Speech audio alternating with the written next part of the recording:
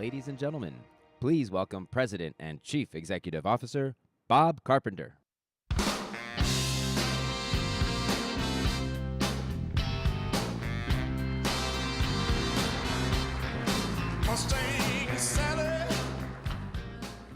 So good afternoon, everybody. And as you just heard, I'm Bob Carpenter, President and CEO of GS1 US.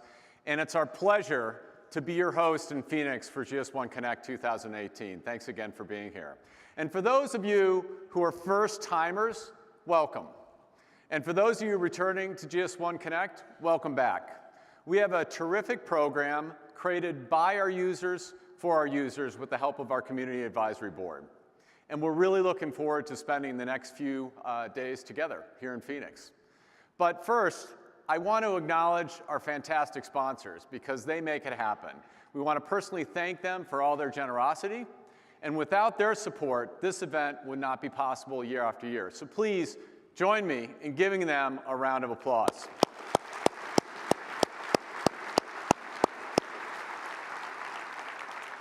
This year's theme is about accelerate, and if you've walked around the property, hopefully you picked that up, reflecting the urgency and velocity of change needed to keep pace with consumers, technology, the explosion of data, new and evolving business models, and oh yeah, that need for speed. When combined, it's easy to get a bit overwhelmed, and it starts to feel maybe like we're on a treadmill, an endless treadmill.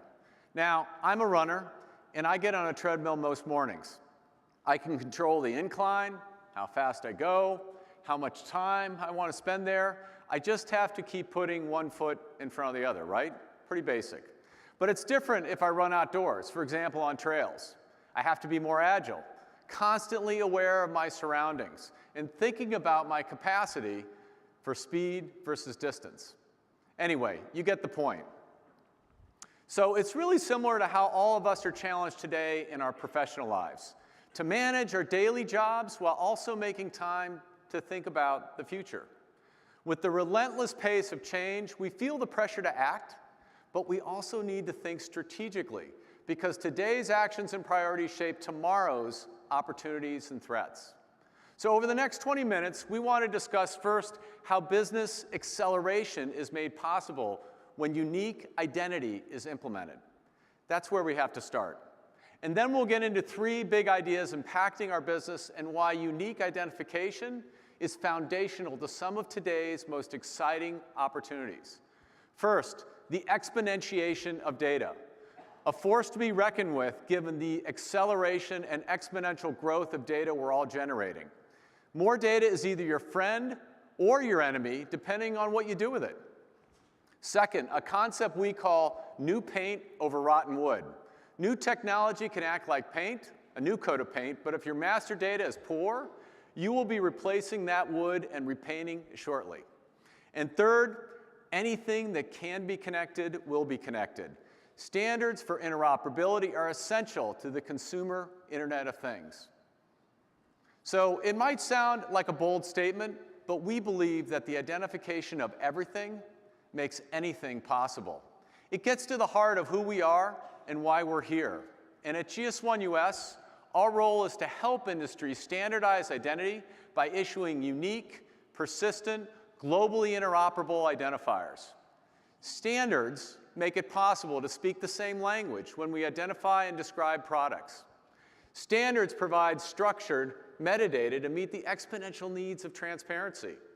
Standards turn your data into content that can be leveraged across a broad continuum of use cases, and standards prepare us for the next generation of technology. Advancements like blockchain, computer vision, and machine learning require large, accurate, and structured data sets to deliver maximum value. A product's identity, including the identifier and all the attributes associated with it, must be unique in order for it to be accurate. And the risk for not delivering on that promise is an unhappy consumer or patient. We also know that unique identity enables supply chain agility. You can't achieve fast, dynamic, last-mile fulfillment without identification and visibility of inventory in every location. And this is only possible through information standards, especially when we work with partners. And given the recent challenges in trucking capacity and transportation costs, the stakes could not be more high for getting it right. Consumers always valued price, always. But now they demand speed, convenience, accuracy, and transparency, all enabled through better, unique identification. Now, salad probably isn't top of mind when you think about innovation or changing business models, but unfortunately it should be. It's an unfortunate but timely example of why the work we're doing is so important and why getting the fundamentals right absolutely has to happen. If you visited a salad bar in the last few months, you might have noticed that romaine hasn't exactly been the lettuce of choice. We know that 172 people have become sick from E. coli contaminated romaine. 5 people have even died. Now, the CDC was able to determine which region produced the contaminated lettuce. That wasn't the problem. But product labels often don't identify growing regions, so consumers were advised not to eat romaine lettuce if they don't know where it's grown. And for most consumers, I would say for all consumers, that means stay away from all romaine lettuce until further notice. And as a result, every grower, distributor, and seller of romaine lettuce has been punished for this E. coli outbreak. We can prevent an entire category from suffering with industry-wide support for identification so that we can trace and recall only what's contaminated. This spring, there was a similar recall of 206 million eggs over salmonella contamination concerns. And in 2006, it was spinach. In fact, more than 450 food recalls happen every single year. So not much has changed in over a decade since the spinach issue, has it? Whether they're enjoying a salad, ordering a dress, or filling a prescription, consumers expect products that are safe and searchable and that arrive as promised. And when something goes wrong, consumers want assurance that they'll be informed and that it will be addressed quickly. With unique identification as the foundation, we can and must do better. And now we are also able to prepare to tackle those 3 big ideas that I talked about just a moment ago. First, exponentiation of data. Now, you know we've been talking about data and data quality for quite a while. Supply chain data is now at the forefront of business growth and opportunity, given how critical it is for fast fulfillment. So, as I like to say, supply chain is cool again. It's also way more complex than ever before. And consumer data is also key to growth, given the enormous potential for personalization. All this leads to what we call the exponentiation of data. But who owns all this data? In the context of current events and recent data breaches, consumers are leading the charge for data democratization. Historically, company IT departments owned the data. Marketing, business analysts, and other executives would use the data to make decisions. But this is all changing, as you all know. Every part of the organization is now creating and using huge amounts of data. That includes user-generated content by consumers themselves. The old models don't fit anymore. Data democratization is the belief that everyone should be able to access and control their own data, whether they're a company, regulator, or a consumer. As consumers, you have ownership rights for your personal information. You decide when and how your purchasing history or preferences are shared with others, and what benefits or value exchange you expect for sharing your data in return. As we witness this exponential growth in data and society's increasing demand for data democratization, data quality becomes even more mission critical. We know all too well how bad data can wreak havoc. Fulfillment delayed given inaccurate trucks and allocations. Sales lost because of bad data and poor transparency, similar to the example we just talked about a moment ago with romaine.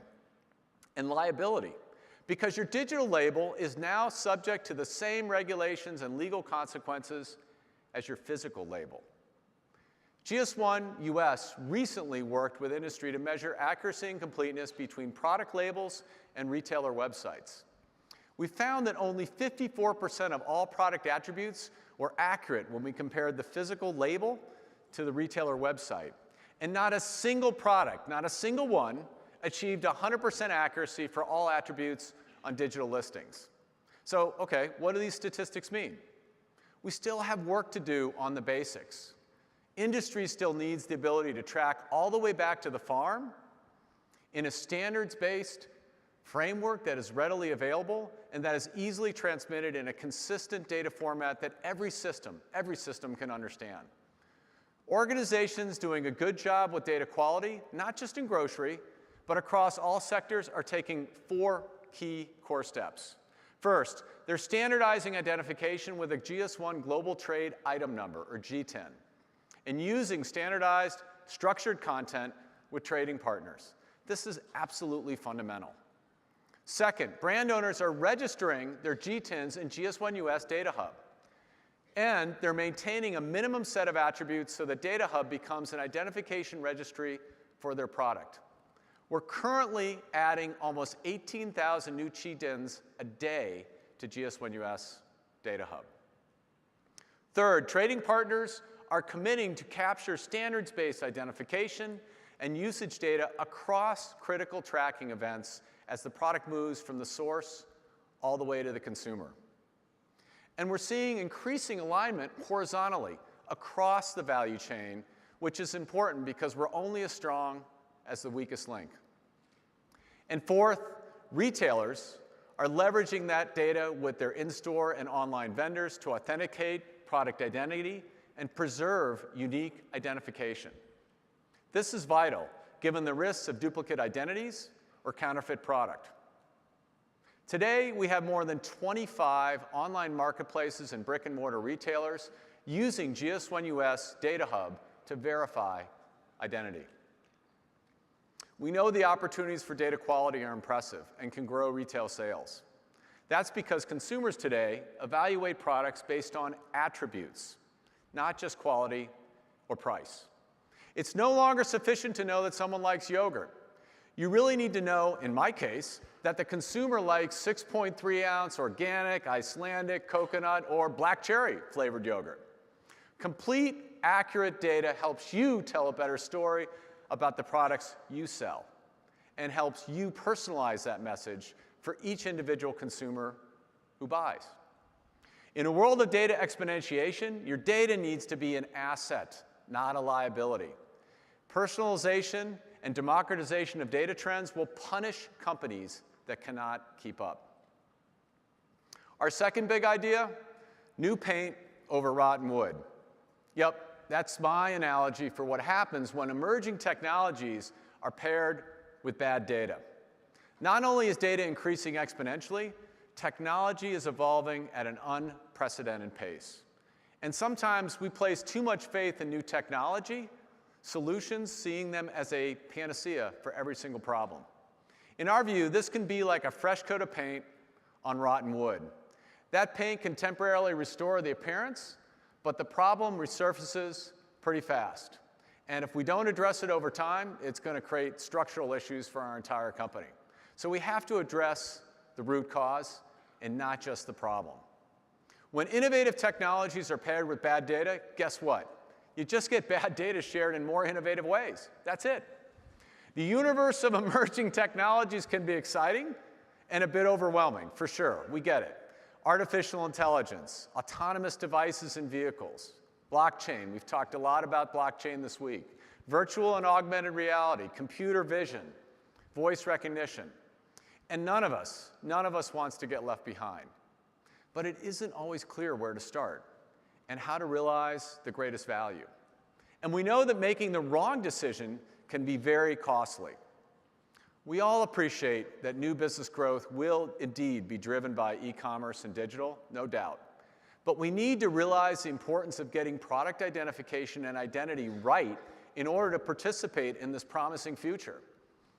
At GS1 US, we're tracking today more than a dozen new technologies. But for today, let's just examine a few. Consider conversational commerce, or digital assistants, which covers everything from a mom buying paper towels through Google Home to messaging and chat apps that business people use to do their jobs.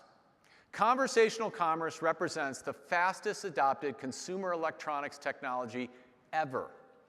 It is projected to reach 50% plus penetration in just 3.5 years. It took the smartphone 5.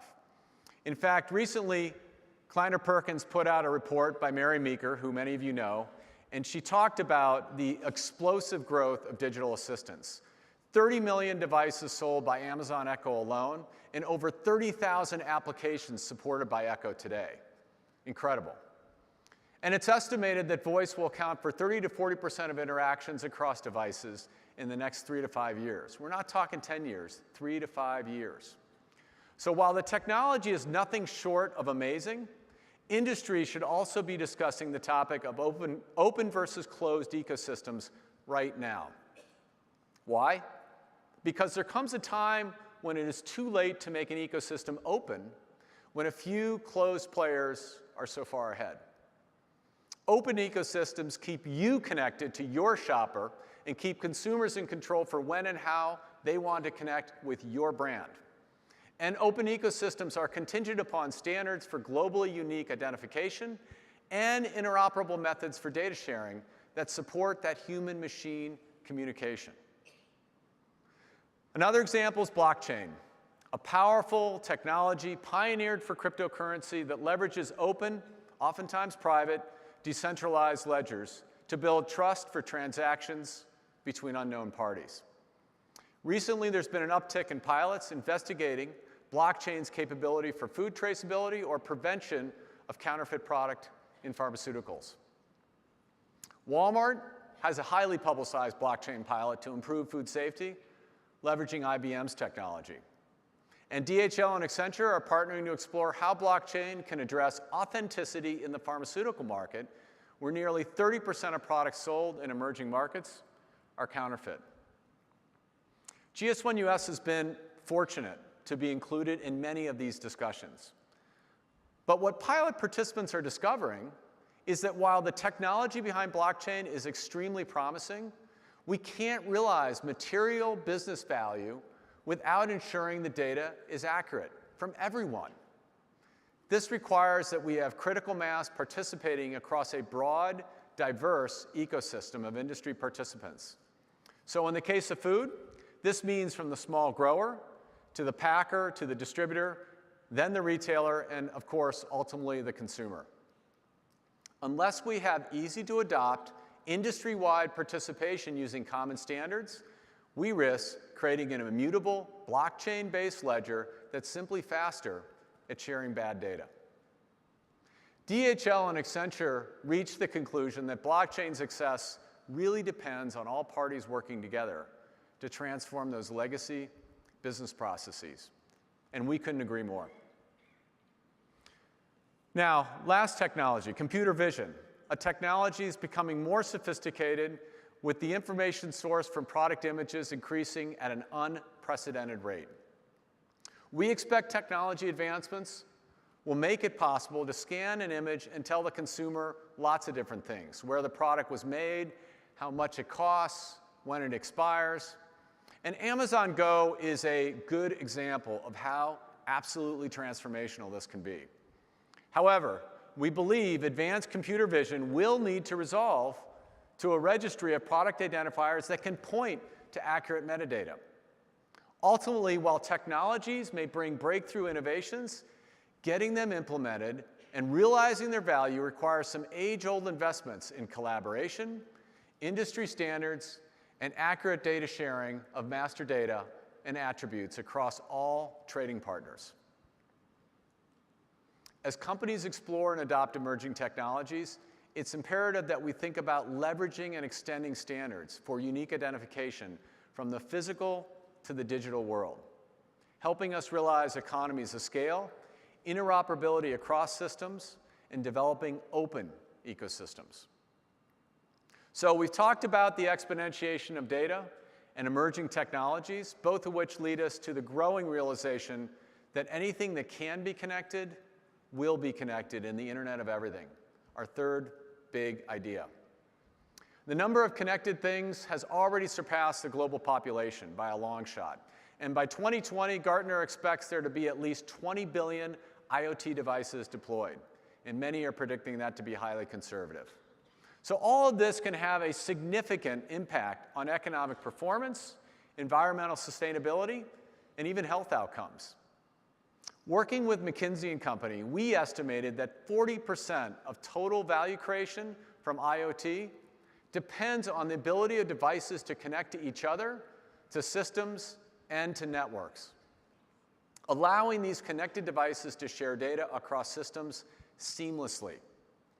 Think about what's happening in your own homes, particularly the kitchen right now. Not only do you see Alexa and Google Home, Siri, and other digital assistants connecting the kitchen to the supermarket, but manufacturers like Samsung and Bosch and others are taking dumb products and like toasters and refrigerators and making them smart by communicating to the internet. We can collect data to understand what's in the cupboard, connect it to other data like where tomato sauce is on sale and even where it came from, and turn that into a recipe, a list of ingredients to buy at the grocery store, perhaps nutritional facts to avoid some allergens for folks in our family, and a coupon right now if you buy. Each innovation further cements consumers' expectations that no matter the device or its location, at home, in a car, or in a grocery store, everything and everyone is connected. To get there, we want to work together on 4 critical things. First, unique digital identity. To enable everyday consumer products and devices to be connected for a given transaction with the help of what we call a digital twin. GS1's new Web Uniform Resource Identifier, or URI, effort will enable barcodes to be read not just at point of sale, but also by 2 billion plus smartphones for web access. And by the end of June, GS1 will have a standard for including GTINs in web URIs. And by the end of 2018, we'll have a standard to make those web URIs functional in browsers and applications. Second, standards implementations that allow for plug-and-play integrations for internet-enabled device and data sharing without requiring data workarounds that are complicated and expensive like they are today. This is what we mean when we talk about interoperability, and those who get it right will see a massive, massive increase in consumer adoption of their products. Third, universal product identification and data integrity models that help create agreements for how we establish and maintain authenticity of products, plus the associated metadata. And fourth, ownership and privacy rights related to data that belongs to individuals, devices, or transactions in a value chain, in essence, the democratization of data. We see this in Europe with the Global Data Protection Rights Regulation, which took effect last month, and we believe it's coming to the US soon. These are definitely not easy problems, and we need to consider new ways of solving them. And we don't have to sacrifice speed for collaboration. Just look at open source software, a great example of speed and collaboration happening simultaneously. We can and must move fast and work together. So we've talked about unique identification as the foundation for the 3 big ideas. But as you spend the next couple days here at Connect, I'd like you to think about what's your narrative. What are you going to take back to your respective companies? Each of us plays a role in a bigger mosaic called our companies, whether it's in marketing, IT, supply chain. But part of what we ask you to do is think about your role to take a narrative back and spread that cross-functionally within your organization, and demonstrate a level of leadership that's going to be required in order to address these complicated but super important issues as it relates to data quality. And we, as GS1 US, are here to support you in crafting that narrative so that you can be successful when you leave the conference this week. So I'd like to close with a personal experience that I hope will explain a bit of the so what of this conversation this afternoon. And chances are that many of you in this room have had the unpleasant experience of having your personal data breached and your identity stolen. A Equifax moment, as I like to say. And I can relate, Just last month, my wife and I noticed some very suspicious withdrawals from our bank account.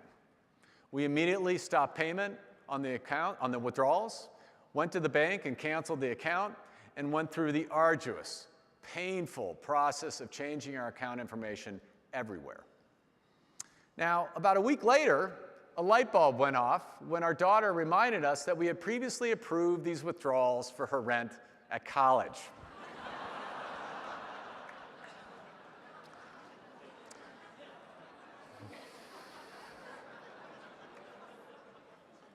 So fortunately for us, this time it worked out, although her landlord wasn't too happy with us. So we had to do some apologizing there. But it was pretty scary at the time to think that our personal identity was being hijacked. Not to mention it was a major pain in the ass, to be honest with you. But here's the lesson. Protecting our product identity is very much like protecting your own personal identity. The stakes are just as high. The consequences are just as dire. And if you've experienced a product recall, data breach, counterfeit product, or consumer lawsuit, I think you'll agree that that product identity really feels as personal and visceral as your personal identity. So we, as GS1 US, look forward to working with you to advance your implementation of standards so that you can leverage rich data sets for personalization, so that you can achieve sustained value from emerging technologies like blockchain. And finally, so that you can thrive in a world where everything is connected. The identification of everything makes anything possible, and we hope you'll explore the possibilities with us. Thank you.